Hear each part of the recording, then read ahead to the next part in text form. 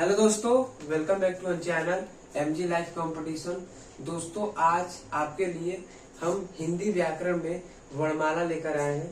ठीक है, वर्णमाला आज हम एक ही लेक्चर में भरसक यही प्रयास करेंगे कि समाप्त कर दें। ठीक है, वर्णमाला यानी सबसे पहले हम बचपन से ही इसके बारे में सुनते पढ़ते आ रहे हैं। ठीक है, क्लास 4 या 5 से ही कि वर्णमाला क्या होता है, वर्णमाला क्या होता है। तो वर्णमाला क्या होता है आपका वास्तव में, तो वर्णमाला आपका वर्णों का व्यवस्थित क्रम को ही वर्णों के व्यवस्थित क्रम को ही क्या बोलते हैं, या वर्णों के व्यवस्थित समूह को ही हम क्या बोलते हैं, वर्णमाला बोलते हैं। राइट। अब हम ये समझते हैं कि जो वर्णमाला होती है वो आपकी 52 होती है। और ये 52 कौन कौन सी है, तो 52 आपकी होती है, इसमें से वर्ण जो होते हैं वो आपके किससे मिलकर बने होते हैं, स्वर से प्लस व्यंजन से, स्वर से प्लस व्यंजन से प्लस अयुग्वा से, अयुग्वा, उसके बाद प्लस संयुक्त व्यंजन और प्लस उच्छिप्त व्यंजन। राइट। एकदम एक एक आप समझते चलिएगा।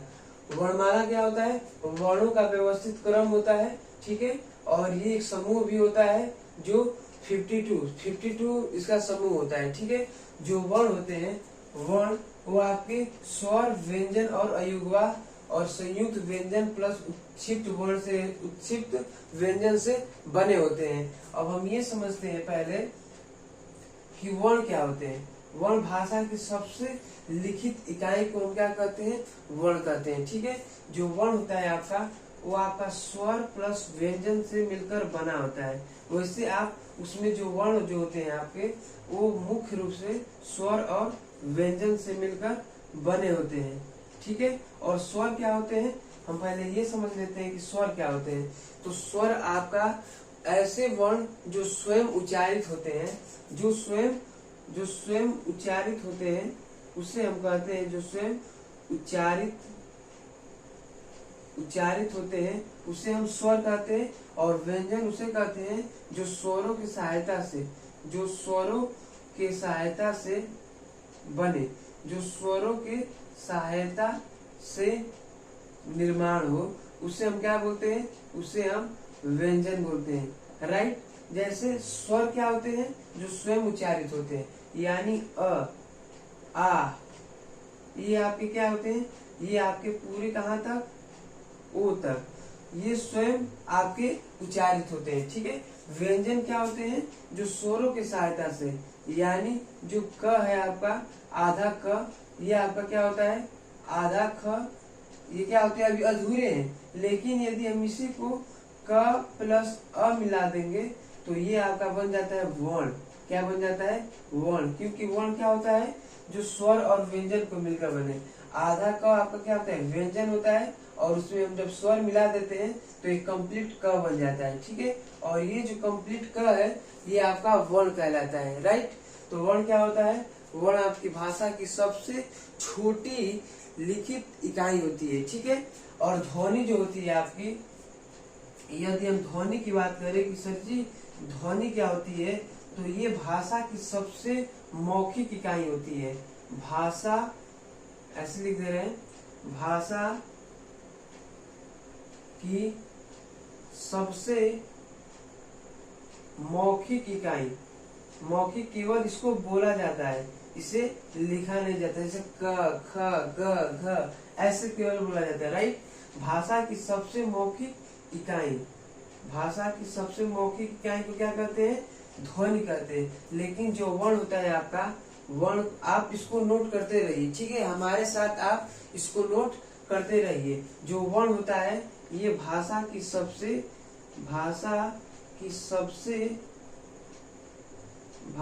सबसे छोटी लिखित इकाई होती है। आ रहा सुन में, इसको हम लिखते हैं, राइट। जैसे हम यहाँ पे लिखे हैं लिखित इकाई, ठीक है। भाषा की सबसे, यदि पेपर में आ जाए कि भाषा की सबसे छोटी लिखित इकाई किसे कहते हैं, उसे हम वर्ण कहते हैं। और भाषा की सबसे मौखिक इकाई, छोटी मौखिक इकाई क्या होती है आपकी, ध्वनि होती है, राइट। ये समझ में आ गया आपको। चलिए, जब ये समझ में आ गया तो हम इसको रफ करते हैं।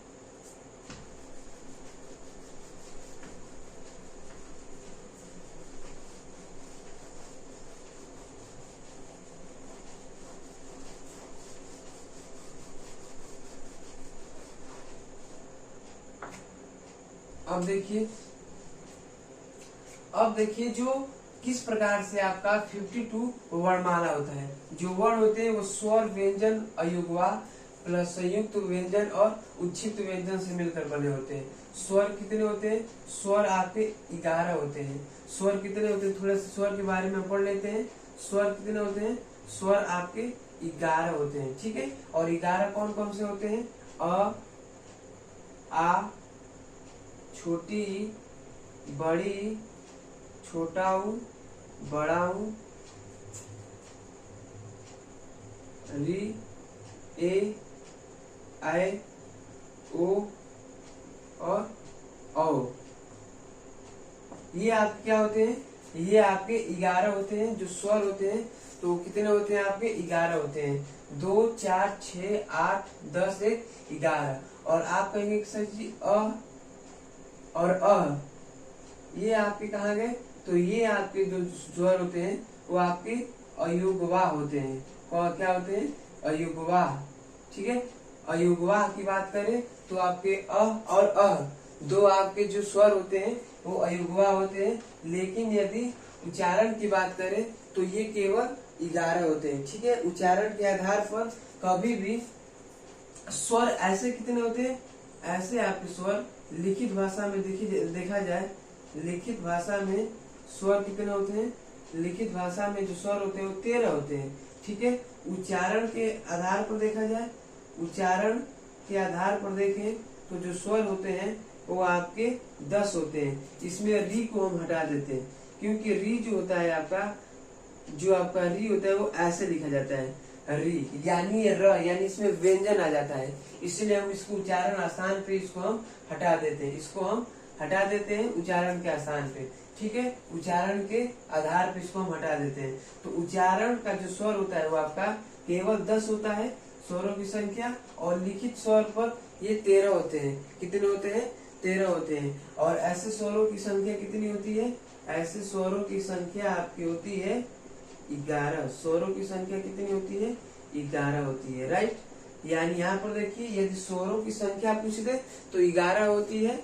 आपसे पूछ दे कि लिखित बताइए कि स्वर कितने होते हैं, वो आपके 13 होते हैं, ठीक है। इसमें पूरा कंप्लीट हो जाएगा, ये आपके 2 इसमें ऐड हो जाते हैं। और उच्चारण स्वर कितने होते हैं, 10 होते हैं। बस आपको री को हटा देना है, इसमें री को हटा देंगे, क्यों, क्योंकि री जो है आपका वो र जो है आपका किससे मिलकर, र प्लस छोटी ई से मिलकर बना हुआ है। तो र आपका क्या हो जाता है, व्यंजन हो जाता है। इसलिए हम उच्चारण आसान में व्यंजन को नहीं ऐड करते, राइट। तो ये हो जाता है आपका क्या, स्वर के बारे में समझ में आ गया। जो वर्ण स्वयं उच्चारित होते हैं, ऐसे वर्ण जो स्वयं उच्चारित होते हैं उसे हम स्वर कहते हैं, राइट। स्वर की भी परिभाषा आप समझ गए। और जो स्वर का प्रकार है आपका, ये हम अभी पढ़ेंगे, ठीक है। इसको पहले हम रफ कर दे रहे हैं।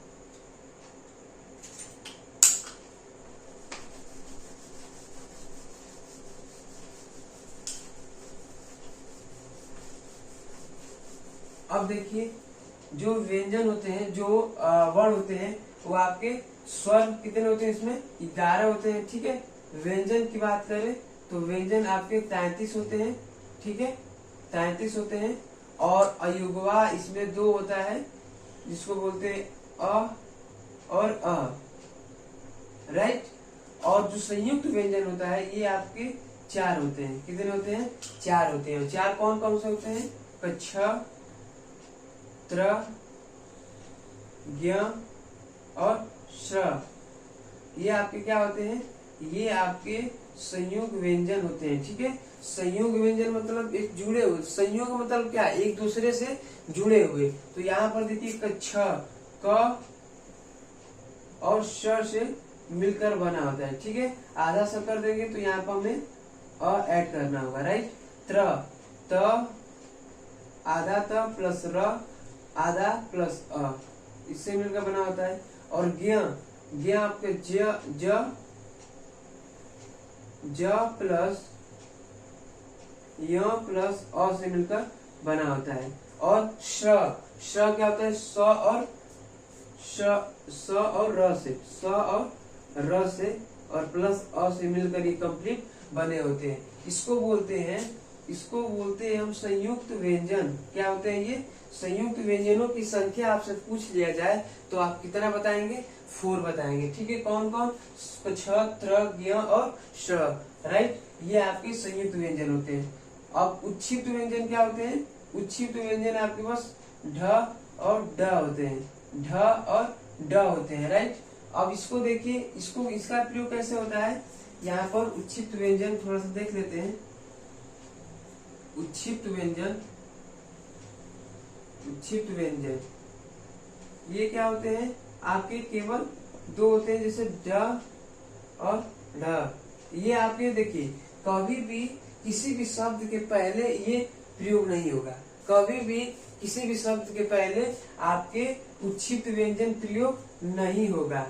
आप कहेंगे कि सर ढक्कन जब लिखते हैं, ढक्कन तो ढ आधा क न ऐसे लिखते हैं। तो सर जी यहाँ पर देखिए कि ढक्कन में हम प्रयोग करते हैं, यहाँ पे देखिए, यहाँ पे पॉइंट है, यहाँ पे बिंदु लगी हुई है, नहीं, ढक्कन ऐसे नहीं लिखे जाते। क्योंकि कभी भी हम अभी आपको बताए हैं कि जो उच्छिप्त व्यंजन होते हैं वो आपके कभी भी इन दो व्यंजनों से कभी भी स्टार्ट नहीं होंगे। ढक्कन कैसे लिखा जाता है, तो ढक्कन का राइट यदि लिखने का हो तो आप ऐसे लिखेंगे, ये आपका होता है ढक्कन, राइट। इसको हम ऐसे लिखते हैं, ढक्कन को ऐसे नहीं लिखेंगे, राइट। तो इसका जो प्रयोग होगा, उच्छिप्त व्यंजन का जो प्रयोग होगा, उसमें कभी भी इस वर्णों से स्टार्ट नहीं होगी। ठीक है, किसी भी शब्द में पहले ये नहीं आएंगे, शुरू में ये नहीं आएंगे, राइट।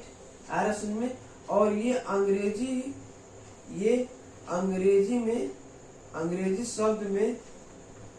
अंग्रेजी शब्द में भी इनका प्रयोग नहीं करते हैं, अंग्रेजी शब्द में भी इनका प्रयोग हम नहीं करते हैं। जैसे हम लिखते हैं रोड, रोड आपका क्या है, अंग्रेजी शब्द है, रोड आपका क्या है, अंग्रेजी शब्द। आप कहेंगे सर जी रोड ऐसे लिखा जाता है, नहीं, रोड आप ऐसे लिखते हैं, रोड आप कैसे लिखते हैं, रोड आप ऐसे लिखते हैं। यहाँ पे पॉइंट नहीं होना चाहिए। हम बोले अभी कि कभी भी उच्छिप्त जो व्यंजन होते हैं उनको हम अंग्रेजी शब्द में इनका प्रयोग नहीं करते। रोड ऐसे लिखा जाएगा, ये राइट है और ये आपका रॉन्ग है। बोर्ड की बात करें तो बोर्ड ऐसे लिखी जाती है, न कि बोर्ड ऐसे लिखी जाती है, राइट। ये आपका रॉन्ग है और ये आपका राइट है। आ रहा समझ में। तो कभी भी अंग्रेजी शब्द में इसका प्रयोग हम नहीं करते हैं। ठीक है, अब देखिए, अब किसी भी उपस्वर के पहले जैसे हम लिखते हैं निडर, ठीक है, और इसके आगे यदि कोई उपसर्ग है और बीच में जो यदि ढ है तो हम बस ढ पढ़ेंगे और पॉइंट्स को हटा देते हैं। जैसे निडर है तो निडर के पहले क्या है, उपस्वर्ग है, तो उपस्वर्ग जब पहले आ जाते हैं उसके बाद हम ढ का प्रयोग करते हैं, राइट। यदि जैसे मान लीजिए कि कोई भी कुछ भी नहीं रहेगा, यदि कोई उपस्वर्ग नहीं है तो यहाँ पर हम क्या लिखते हैं, तब हम इसका प्रयोग करते हैं। जैसे हम लगा दिए, क्या हम आपको बोल दिए कि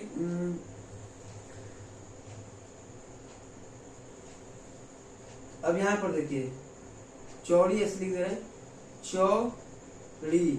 अब यहाँ पर देखिए जो आपके चौड़ी लिखे हैं यहाँ पे, ये क्या हो जाएगा, यहाँ पर देखिए अब यहाँ पर आपका बिंदु हो जाएगा। क्यों, क्योंकि न इसके पहले न ये चौड़ी आपका कोई अंग्रेजी शब्द है, ठीक है, न ये आपके पहले प्रयोग किए गए हैं और न इसमें उपस्वर्ग है पहला। चौ आपका कोई उपस्वर्ग नहीं है, इसलिए जो बाद में इसका प्रयोग किया गया है आपका यहाँ पे इसका प्रयोग किया गया है, यानी उच्छिप्त शब्द का प्रयोग किया गया। उच्छिप्त व्यंजन का प्रयोग करते हैं। उच्छिप्त व्यंजन का प्रयोग कब करते हैं, जब न उसके कोई आगे स्वर हो, न वो अंग्रेजी का कोई शब्द हो और न उसका स्टार्टिंग जो हो आपका उच्छिप्त न हो, तब हम उसका प्रयोग करते हैं, किसका? उच्छिष्ट व्यंजन का प्रयोग करते हैं। जैसे इसमें देखिए, ठीक है, ऐसे चौड़ाई लंबाई, लंबाई में चौड़ाई ऐसे हो जाएगा, ठीक है, ऐसे लिख देंगे हम चौड़ाई। अब ऐसा नहीं लिखेंगे चौड़ाई, यहाँ पे आपका क्या हो जाएगा? उच्छिष्ट वर्ण होना चाहिए, ठीक है, राइट, समझ में आ गया। उच्छिष्ट व्यंजन का प्रयोग हम कभी भी शुरू में नहीं करेंगे, अंग्रेजी शब्द के लिए नहीं करेंगे, और उसके पहले यदि कोई स्वर है तो हम इसका प्रयोग नहीं करेंगे, बस सिंपल ड का प्रयोग करेंगे, ठीक है। और जैसे और कोई स्वर नहीं है तो आपका कोई उपस्वर नहीं है तो अब हम प्रयोग करेंगे इसका उच्छिष्ट व्यंजन का, राइट। आ रहा समझ में? चलिए, ये समझ में आ गया आपको। अब हम इसको रफ कर दे रहे हैं।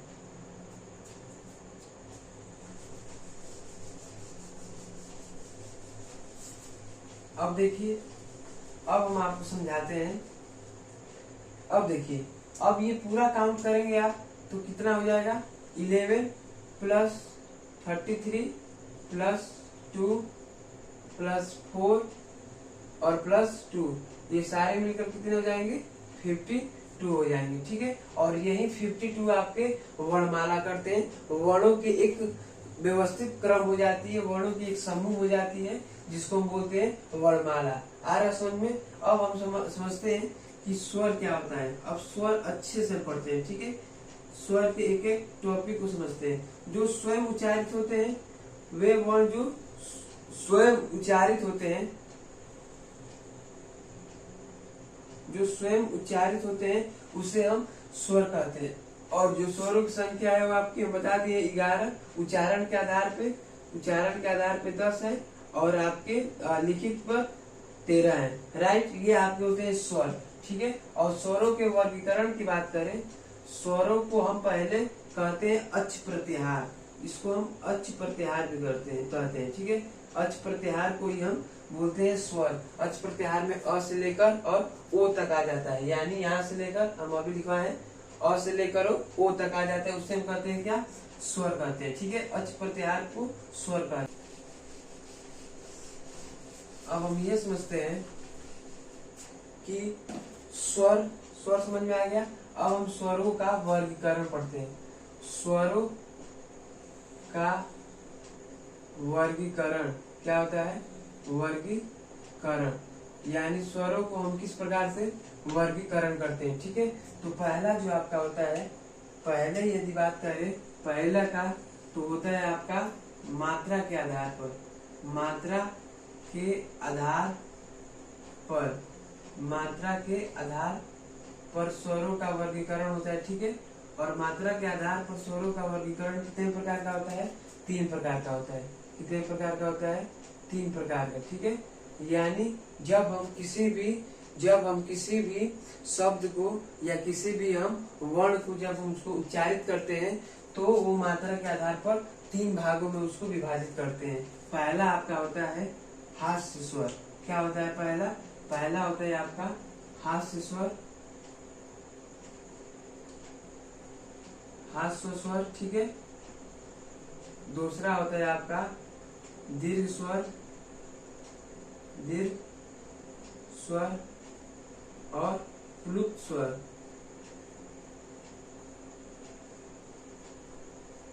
प्लुत स्वर, ठीक है। हास्य स्वर किसे कहते हैं? पहले सुन लीजिए। स्वरों का वर्गीकरण आप 3 भागों में बांटेंगे। कौन कौन? 3 है। इसको स्वरों का वर्गीकरण आप कई भागों में, 5 भागों में बांटा जाता है, जिसमें से पहला है आपका मात्रा के आधार पर। और मात्रा के आधार पर इससे ये 3 प्रकार के होते हैं। एक हस्य स्वर, दीर्घ स्वर और प्लुत स्वर। हस्य स्वर जिन स्वरों को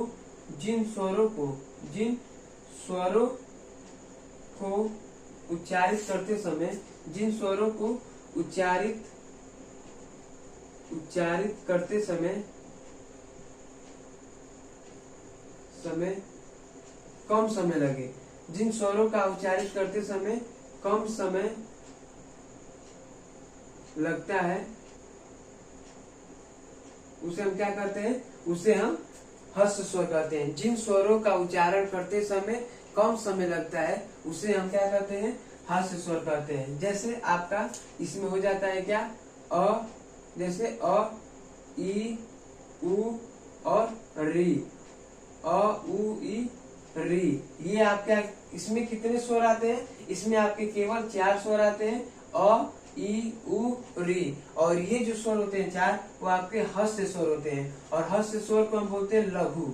इसको हम क्या बोलते हैं? लघु भी बोलते हैं। ठीक है, यहाँ पे लिख लीजिए, इसको हम लघु भी बोलते हैं। और लघु को हम आई, ऐसे आई से डिनोट करते हैं, राइट। आई से डिनोट करते हैं, इसे लघु भी कहते हैं। और हास्य स्वर आपका जिन स्वरों का उच्चारण करते समय कम समय लगता है, उसे हम हास्य स्वर कहते हैं। अ, ई, उ, री। अब देखिए दीर्घ स्वर क्या होता है? जिन स्वरों का उच्चारण करते समय हास्य स्वर से ज्यादा लगे, हास्य स्वर से ज्यादा लगता है, ज्यादा समय लगता है, उसे हम क्या कहते हैं? उसे हम कहते हैं दीर्घ स्वर।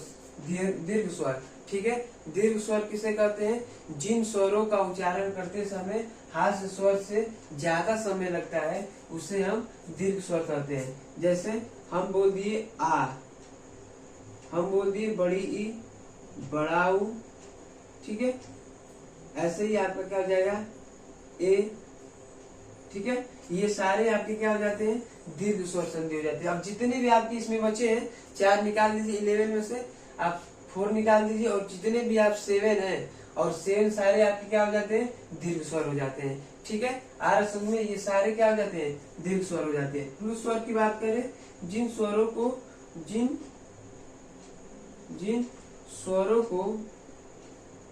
जिन स्वरों को उच्चारित करते समय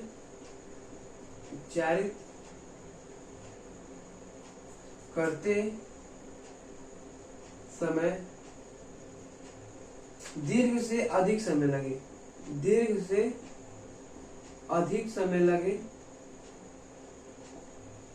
दीर्घ से अधिक समय लगे, उसे हम क्या कहते हैं? समय लगे, उसे हम क्या कहते हैं? प्लुत स्वर। जैसे हम बोल दिए ओम, क्या बोल दिए?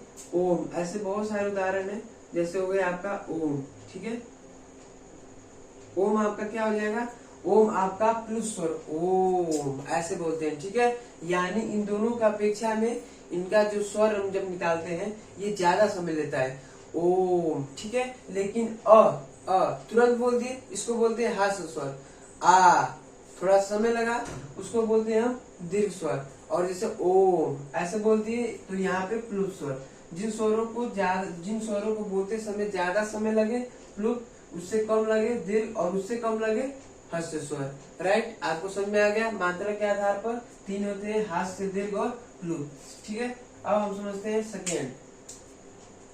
जो सेकेंड होता है आपका, वो आपका होता है जीभ के आधार पर, जीभ के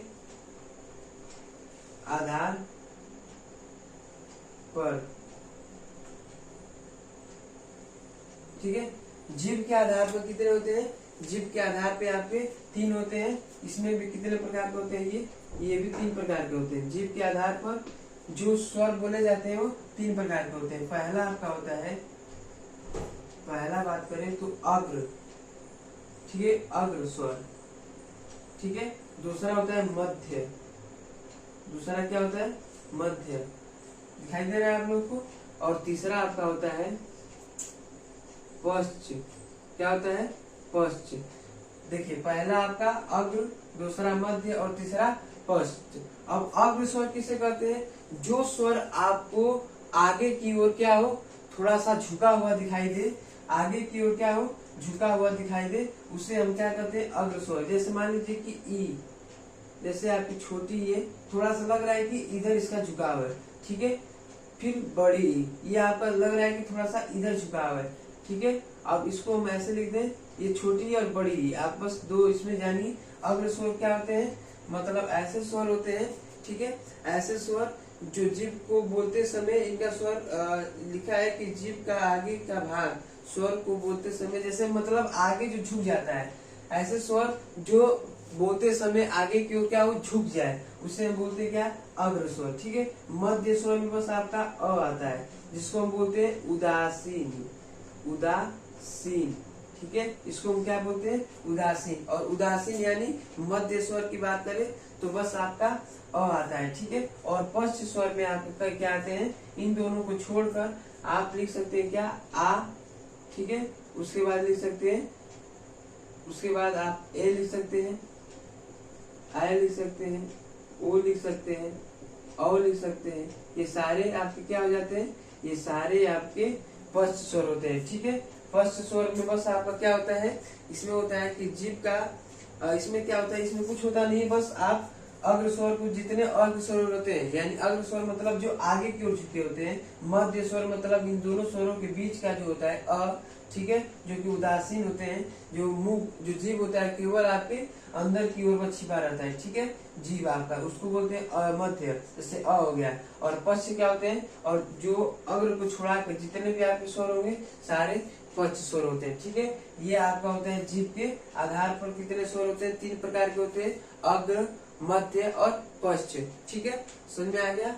अब इसको हम रफ कर देते हैं। ठीक,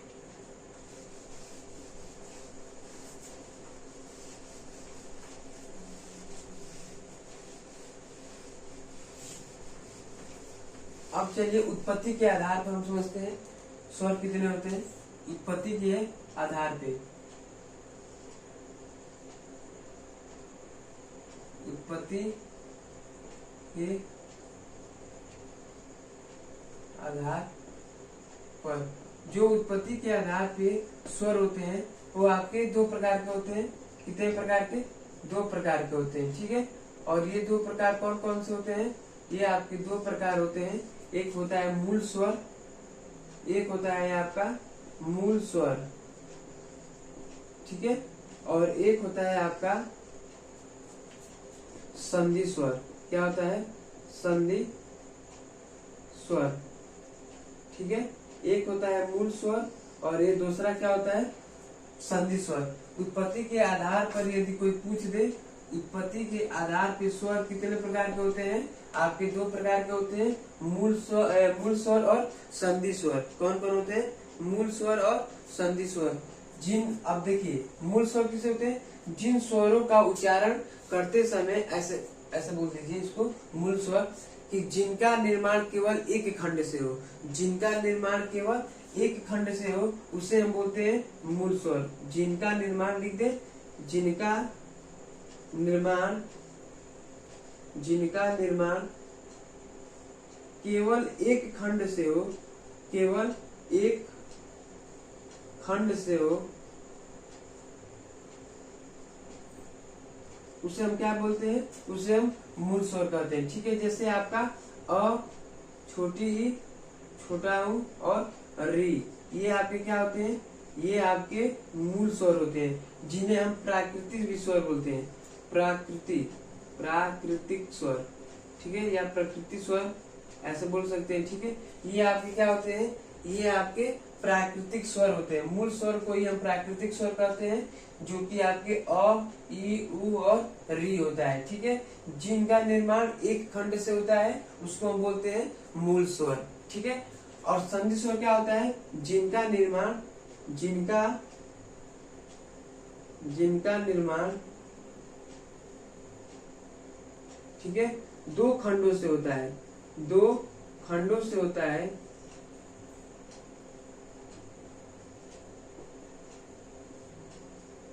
जिनका निर्माण, संधि स्वर किसे कहते हैं, जिनका निर्माण 2 खंडों से होता है उसे हम संधि स्वर कहते हैं, उसे हम क्या कहते हैं, संधि स्वर कहते हैं। जैसे अब इसमें देखिए, इसमें आपके 2 हो जाते हैं, इसमें आपके 2 प्रकार हो जाते हैं। ठीक है, कौन कौन, इसमें आपके 2 प्रकार हो जाते हैं, एक हो जाता है सजाति और एक हो जाता है, पहले लिखते हैं सजाति, सजाति, और दूसरा होता है आपका विजाति। दूसरा क्या होता है, विजाति। ठीक है, पहला क्या होता है सजाति और दूसरा क्या हो जाता है, विजाति हो जाता है। ठीक है,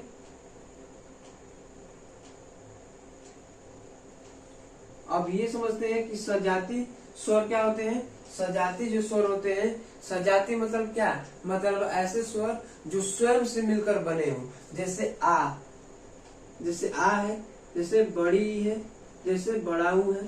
ठीक है, ये क्या होते हैं, ये ऐसे स्वर होते हैं जो सजाति होते हैं। सजाति मतलब क्या, मतलब स्वयं से मिलकर बने होते हैं। जैसे आ आपका क्या होता है, अ प्लस अ से मिलकर बना होता है, यानी स्वयं दो खंड होते हैं अलग अलग और उन्हीं को मिलकर आ बनता है। ठीक है, बड़ी ई आपको किससे मिलता है, छोटी ई प्लस छोटी ई से मिलकर बड़ी ई बनता है। बड़ा हुआ आपका कैसे बनता है, उ प्लस उ से मिलकर, यानी दोनों जो आपके खंड होंगे वो आपके सेम होना चाहिए, सेम जाति के होने चाहिए, उसको हम बोलते हैं सजाति। विजाति किसे बोलते हैं, विजाति बहुत आपको हो जाएंगे, जैसे उ है, ठीक है, जैसे छोटी ई है, क्योंकि छोटी क्या होता है आपका अ प्लस ई से मिलकर बने होते हैं। ठीक है, और जितने आप इनको छोड़कर जितने भी आपके और स्वर आते हैं वो सारे स्वर आपके क्या होते हैं, सारे स्वर आपके विजाति होते हैं। ठीक है, यानी जितने भी सजाति को छोड़कर, सजाति स्वर को छोड़कर जितने भी और स्वर आएंगे सारे विजाति होंगे। ठीक है, सजाति किसे बोलते हैं, जो स्वयं एक ही खंड से जो उनका खंड होना चाहिए वो आपके उन्हीं की जाति के होने चाहिए। जैसे अ और अ एक ही जाति के और आ बना है, ई और ई एक ही जाति के बड़ी बना है, उ और उ एक ही जाति के उ बना है। ठीक है, ठीक है, अब ये हो गया, आपको समझ में आ गया। उत्पत्ति के आधार पर दो होता है, एक मूल स्वर और संधि स्वर। और आपसे पूछ दे पेपर में कि प्राकृतिक स्वर किसे कहते हैं, तो आप प्राकृतिक स्वर किसे बोलते हैं, मूल स्वर को। और मूल स्वर क्या होते हैं, जिनका निर्माण केवल एक खंड से होता है उसे हम मूल स्वर कहते हैं, जैसे अ ई उ रे। ठीक है।